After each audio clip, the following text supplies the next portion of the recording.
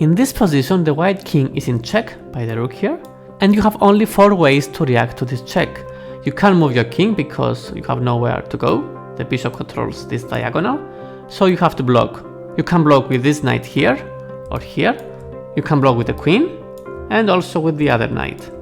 Only one of those 4 moves is winning, but also only one of them is losing on the spot. Can you find both of them? Pause the video for a few seconds and give it a go. So let's start with the second one. What should you play if you want to lose as fast as possible? And the answer is that you have to play knight 3 to f1. Because now rook takes g3 is checkmate. The knight cannot move because it's pinned, and also the pawn cannot take the rook because it's also pinned by the bishop here. And of course, as we said, the king has no moves. So this is checkmate. So essentially this knight move creates 2 pins and a checkmate. Okay, so what's the winning move?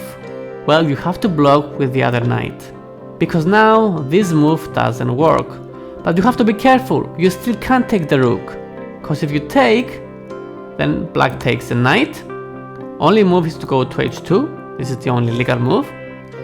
Rook b2, check, and as you can see, you have no moves. You have to block with the knight, and then with your queen, and you get checkmated. So you can't do that. What you have to play after the rook check, you have to go to h2, and black has no more useful checks. And of course, because you have a queen here, you are completely winning. What about the other 2 moves?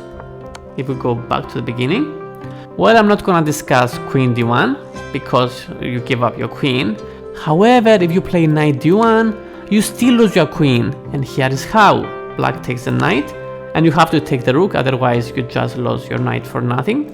So you take the rook. Rook g3 is still possible because the pawn is still pinned. King of 1 is the only legal move, and then the other bishop gives a check. And now if you go to e1, you get checkmated. This is gonna be checkmate. And well, your only option is to block with the queen and lose your queen. And because the rook can go to the 8th rank and stop the pawn from promoting, this is gonna be a win for black. Because black has a bishop for 2 pawns. It's not gonna be straightforward, but the evaluation says that it's +4, and I have to agree with that.